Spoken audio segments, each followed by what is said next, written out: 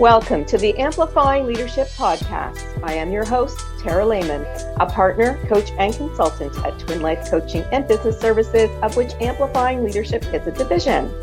This podcast is a course dedicated to amplifying your leadership through our guest stories, tips, information, and more. To learn more about our leadership division, please visit us at amplifyingleadership.ca.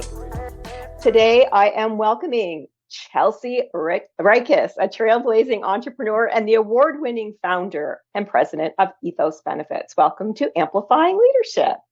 Thank you. Excited to be here. And I'm excited to have you because it's a very interesting topic and it's probably a hot one these days. But before we get started with that, I'd like my audience to know who we're talking with today. So give us a bit of your background around leadership and where you are now. Absolutely. I think something really interesting from pretty much the moment I was born and growing up, my dad would always say, there's two types of people in the world. There's leaders and there's followers. Mm-hmm. And that has just stuck with me my whole entire life. And it was clear very early on that I would presume the role of a leader, right? Team captain, everything you could possibly imagine. If there was a chance to lead people, I wanted to do it. What was really interesting is so I sustained a brain injury in college playing college softball. Oh, wow. And so that really changed the trajectory of my life. And instead of going to med school and pursuing this dream of medicine, I ended up opening my own insurance agency after going through a brain injury rehab program. Wow. And I learned, so a very crazy story, but one of the hardest things I've ever gone through, but one of those really transformational, pivotal things, right? Mm-hmm. But something I learned really early on is just because you think you're a good leader doesn't mean you actually are, right? It's very true. Right. Leading a sports team is different than leading 20 employees or 50 employees. So that's my leadership journey. I came into a new business. I founded it at the age of 25, had absolutely no idea what I was doing, made all the mistakes that you could possibly imagine, including hiring, firing too quickly or too slowly on either one, micromanagement, toxic positivity, which we'll talk about today. Mm-hmm. And then I hit this kind of inflection point where my business was growing so fast. We were having so much success on the sales side, but I was having a really hard time with my talent.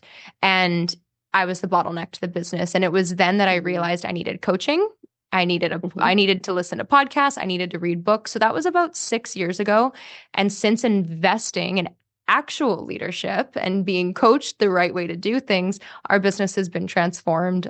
We sold part of it last September and have moved up market and hired a lot more. So it's been really good. Very good. It's one of those live and learn situations of leadership, right? We all make mistakes when we start, and sometimes maybe you have to make those mistakes in order to become a better leader. I think that, mistakes are okay as long as we learn from them and we grow because of them. If we ignore that, then that's the bigger problem, right? 100%. Yeah. So we do want to talk about toxic workplaces, and we know that they're out there and they're around for sure. And I know that this is, you like to talk about more about the discussion around discouraging toxic motivation in the workplace. So first of all, tell us, why does this really resonate with you? Why this topic? As a Canadian, so I'm a Canadian that came to the States to play softball, opened up my own business, and just became an American citizen in January. Congratulations. But thank you. And Tara, you probably know this. Culturally, I think there's an effort to be very nice, to be very kind as Canadians, right? Like it's almost instilled in us from when we're young. So true. It's this people-pleasing tendency my entire life. And what I've learned during business and through all the leadership development and the coaching was the right way to give people feedback, hold people accountable, and really, truly lead and not people please, not operate from a place of fear. And in the process of my learning, I created a toxic working environment. And I'm super open and honest about my mistakes as a leader. I think that's the only way that you can provide value to others so they don't make those same mistakes. So I'm, open book, willing to share all my mistakes. And obviously I'm sharing them because I'm through it. Although there's, every single day you make a mistake as a leader. It's all about accountability. But my point is that I very much, because I didn't know how to lead and how to manage talent and how to recruit talent and, develop them, I just was like, everything's great. Everything's great. Mm-hmm. As long as we have that positive mindset, as long as we see the bright side, everything's fine. And, if you do that in business or in your personal life, what you're really doing is you're ignoring the core piece of you that's out of alignment. Mm-hmm. So this really resonates with me on the personal and professional side. But on the personal side, when you're people pleasing or when you're not speaking your truth, you become out of alignment. And I think a lot of Mm-hmm. leaders are very in touch with when they feel in alignment with their values or not. And I just went through a long period of time with my brain injury where I was out of alignment and I wasn't speaking my truth. And I instead kept telling myself, there's light at the end of the tunnel. It's going to be okay. It's going to be okay. It's going to be okay. There's a silver lining. And there wasn't. I was out of alignment. And I just needed an honest, real conversation with, myself and a therapist about like, you know, the real raw emotion. Because if you don't sit with Yeah. the real raw emotions, you're never going to make your way through it. And the same is true in the workplace. So there's a couple things that you mentioned that I think are really important that I just want to touch on real quick is Yeah. the idea that we do need to get help when we need help, whether that be a counselor, therapist, coach, mentor, whatever it is. Those are really key pieces to leadership. Whichever one works in that moment, maybe you do more than one. I've worked with clients who I have a coach myself as Yeah. well as a therapist. I mean, it's whatever you need to get you back to your true self or your true values. I love that you mentioned that. So thank you for bringing that up. Well, and I think it's really important for all levels of entrepreneurs or leaders, right? Like you're Mm-hmm. never seasoned enough to not learn something. And something I've noticed that's been really interesting is the coaching and the leadership development that got me to my first $1 million business is not the same. It's vastly different than the skill set Mm-hmm. needed to get to 5 or 10, right? So Mm-hmm. recognizing that we don't know it all. Yes, we're the leaders of our company and everyone's looking to us and we feel like we're on top of the world or on the bottom sometimes, but either way, we're in control. You feel good about that. You don't know what you don't know. And that's the biggest risk to a business is what you don't Mm-hmm. know. And you can hire coaches. And I highly, highly encourage anybody listening to just not be afraid of that. Mm-hmm. I have two coaches actually. They're a man and a woman, and they've coached us for 6 or 7 years. They're amazing. And I actually just Excellent. hired another coach who's helping me more on the personal side with public speaking and having a sense of agency as I take the stage. We're speaking a lot Mm-hmm. nationally. So, if, and here's another thing I'll say about that. Sorry, I get really passionate about this topic. That's okay. It's a good topic. You always hear people say, I can't afford coaching. That's too Mm-hmm. expensive. And I think that's the biggest cop out in the world. I think if I remember I could barely pay my $2,000 office rent when I first started my first company. And my husband, who founded the company with me, said, we need coaching. And I was like, absolutely not. I'm barely making payroll. I'm barely making rent. Are you kidding me? And he was like, no, no, we need to do this because if we don't, we're going to pay for it later. So we Mm-hmm. found the money. You make sacrifices. And it's been the most beneficial ROI we've had in our business. Yeah, I absolutely agree with that. And I'm not just saying that because I'm a coach, because I haven't been a coach all that long. I was in corporate and Oh, I always really? found, yeah, and I've always had two coaches, one for my business Yeah. when I started it, but also a personal one. They just keep you accountable to that next step or that next Yeah, level, whatever it is, right?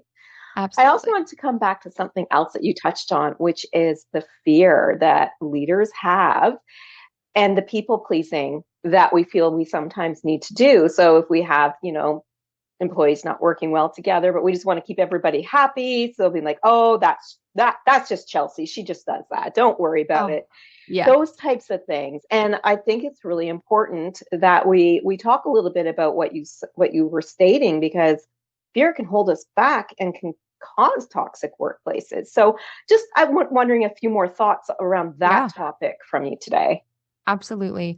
One of my biggest lessons when it comes to this specific situation is the worst behavior that you tolerate from an employee is the culture of your business, period. Agree. Mm-hmm. Like I've told myself so many times, we had an employee, I mean, everyone's had this employee, the MVP, the person who performs so freaking well. And you think to yourself, man, how would I run my business without them? But this person's late. This person has a bad attitude. This person thinks that they should run the company, right? Like they aren't necessarily fitting into the culture of everybody else, but shit, they're a good performer, right?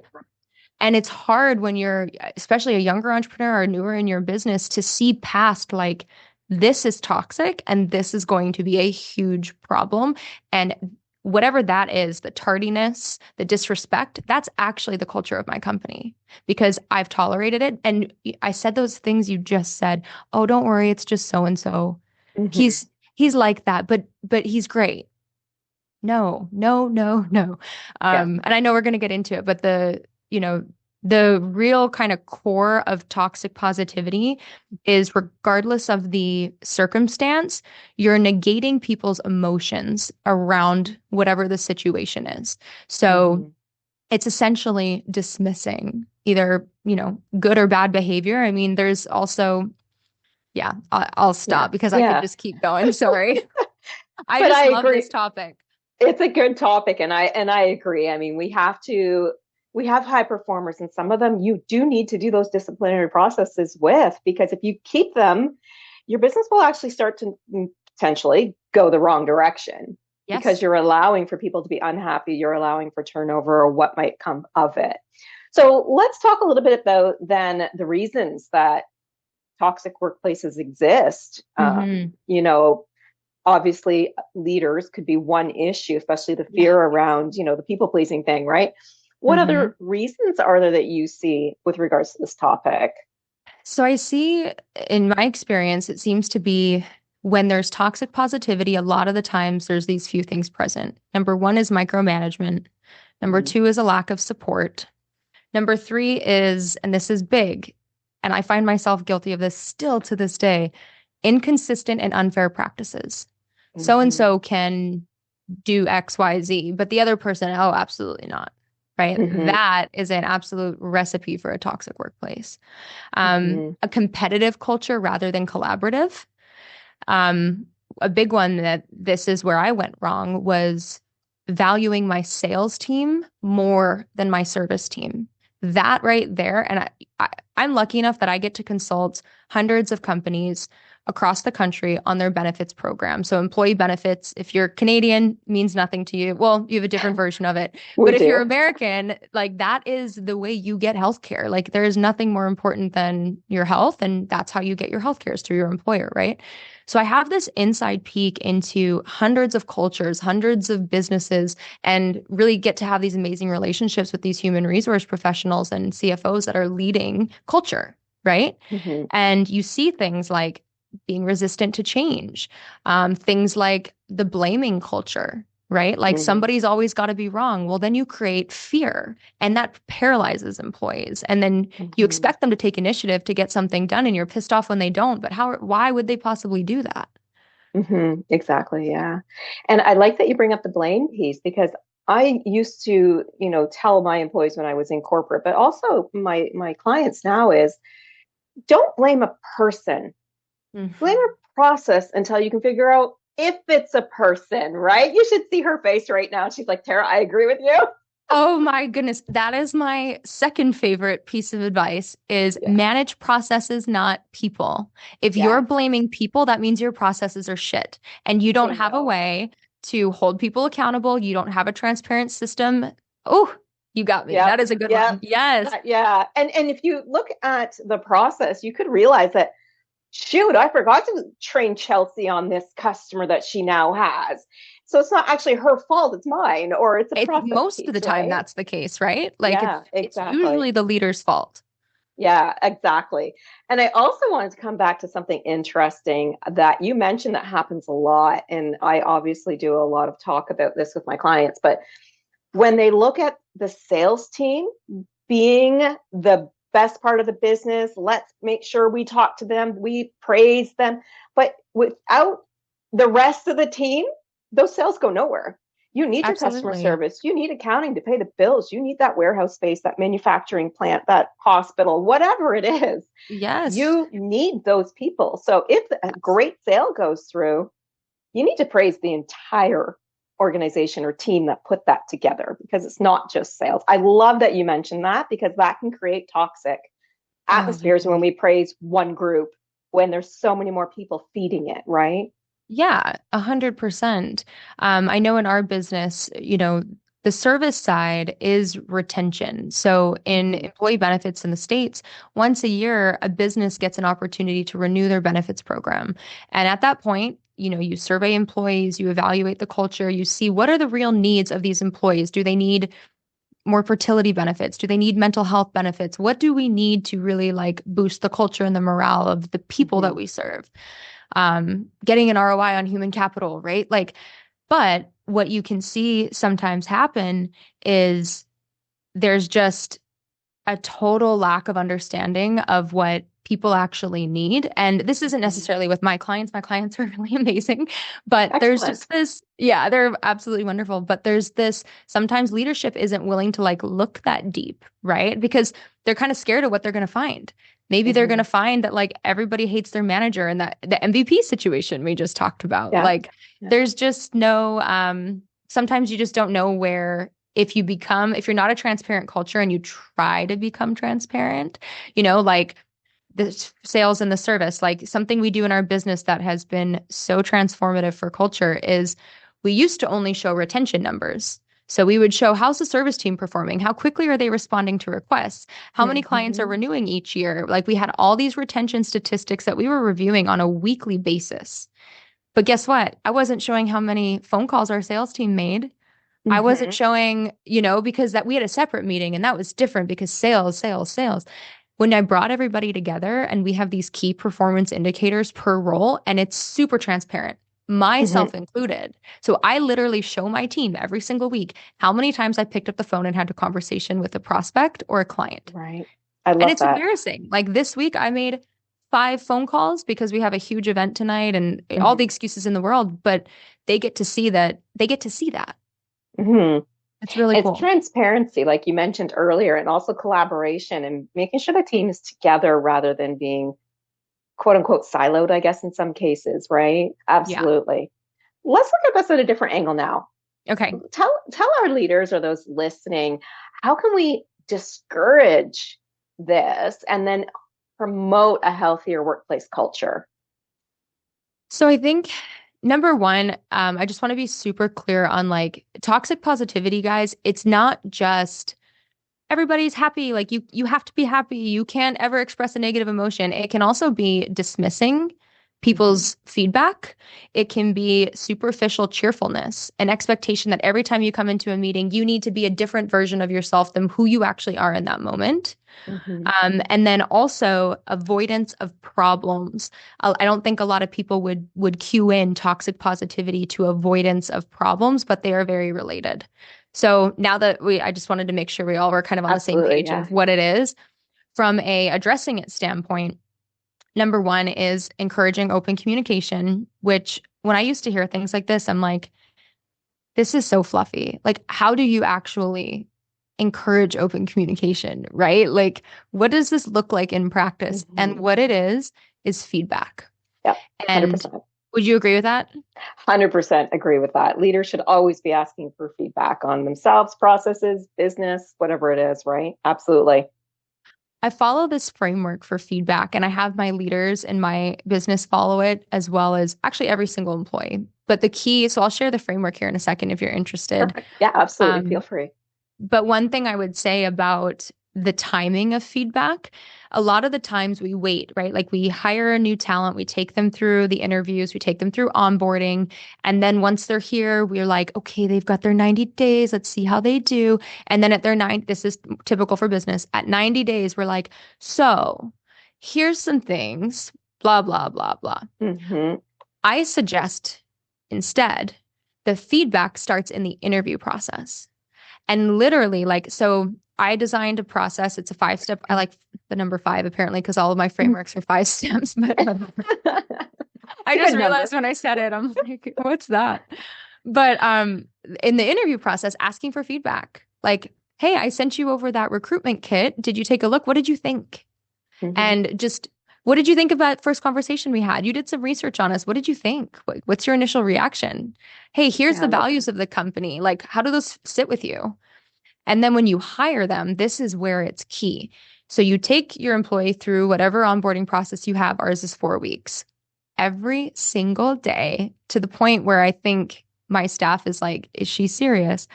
I will give them a call at the end of the day when they're new and say, hey, what went well today and what didn't? They'll tell me. And I'll say, how can I make it better for the next hire? And they're like, really? I'm like, yeah, tell me what seems redundant? What did you waste time on? What doesn't make sense? You get the most incredible feedback. And the key is they give you feedback before you give them feedback. And now they know that it's a safe relationship. And when you start giving them feedback, which you should do at the end of the first week, absolutely, it's a safe circle that's happening because you've received it and you've shown them in how you receive it, how they should receive it. And I just want to touch there about the questions at the end of the day. Like, they're not saying, how can I do better as, your leader or whatever? It's process based, and they're very simple questions to ask. Yes. And how can I help you more tomorrow or whatever? Those are amazing questions and so simple. It doesn't have to feel like a chore to ask for feedback. No. And I'll tell you a quick story. One of my employees about a year ago, I didn't really realize this. We use Google for absolutely everything in our agency, right? And our meetings were happening on Zoom. Every meeting with the company was within Zoom. And his feedback on the end of his first day was, I'm just curious why we don't use Google Meet if we use Google for everything, because we're all in one place. And I was like, that's a very good point. Yeah. Okay. Let me look at that. And then literally the following week, we implemented it and everybody was like, oh shit, this is so much easier. And it's That's just great. Little things like that. But I bet he felt like, wow, cool. They actually listen, right? Like they care about what I think. I've had employees in the first couple weeks, Excel wizards that are so much better than me. They come in and they look at something and they're like, hey, I think that commission project or whatever it is, I think that we could create a workbook for that and it could be automated. Okay. Love automation. Right? Yeah. And it's because like you figure those really, those key efficiencies out because you give people the opportunity to be heard. And that's really what the employees in our modern workforce want. They want to be seen, they want to be heard, and they don't want to have to fake who they are. They want to show up as the person they are and feel that alignment that we just talked about leaders needing to have, all people need to have, right? Absolutely. Absolutely. If you're going to be there for 9+ hours a day, you want to feel aligned with the company you're at. And you want to feel good about collaboration and sharing ideas and even issues if they see them, right? And I think that's really, really important.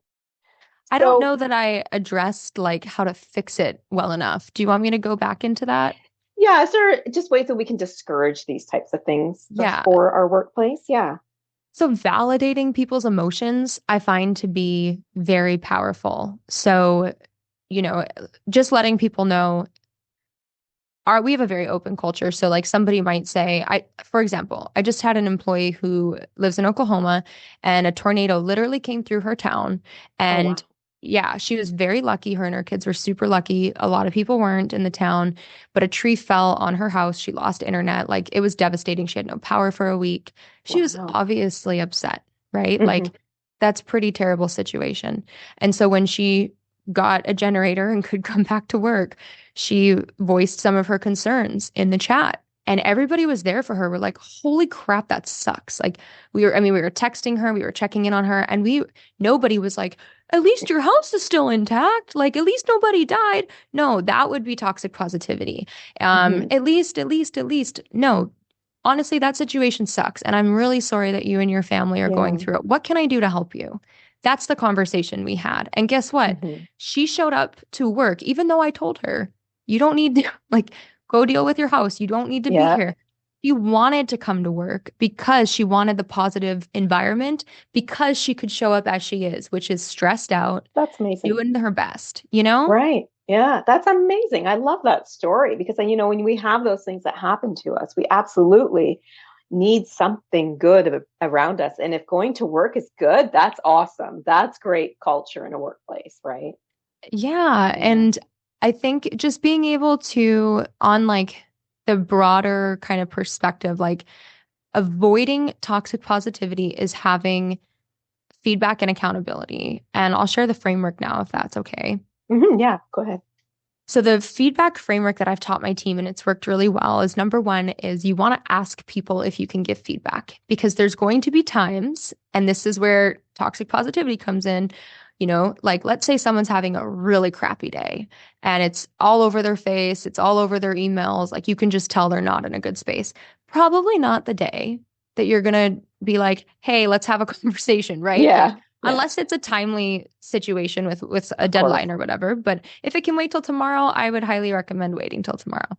So you ask and you say, hey, are you in a place where you can receive a little bit of feedback?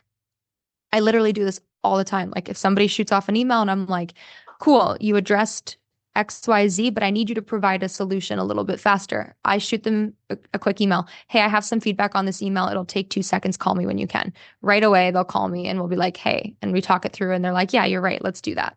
And it's not a big deal, but you ask. So number one is ask. Number two is when you get the feedback, you need to acknowledge it.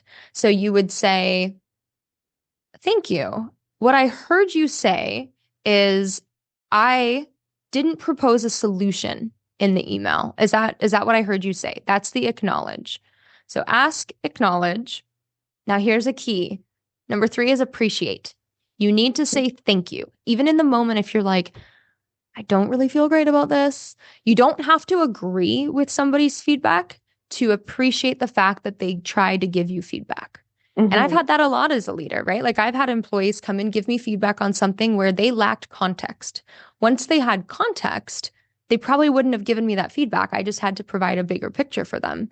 So in that case, if I don't agree with them, I still say, thank you. I bet that was hard for you to come and have this conversation with me and bring that sensitive topic up. I'm very grateful that you did that. This is what I heard you say, blah, blah, blah. From there, this is the key. So we've asked, we've acknowledged, we've appreciated, and now here's the part where you accept the feedback or you don't accept the feedback. So if you accept the feedback, that person's right, you're like, you know what? Yes, that's a great idea. I don't have all the answers right now.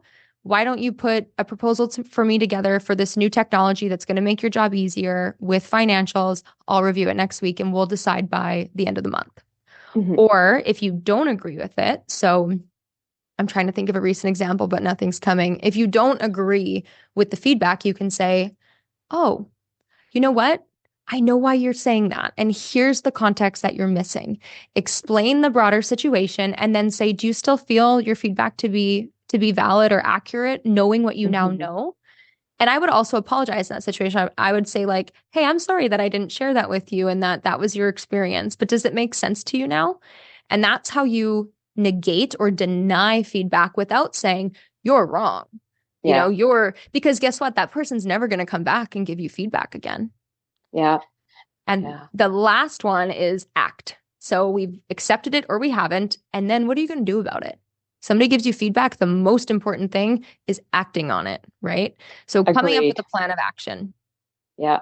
I love that. Those are 5 easy steps, things that I also talk about with people as well, right? It's a collaborative conversation, really, especially if they miss something or you miss something, you can really decide what that looks like. And I love those 5 pieces, and they're all A's except for the don't accept, but I love it.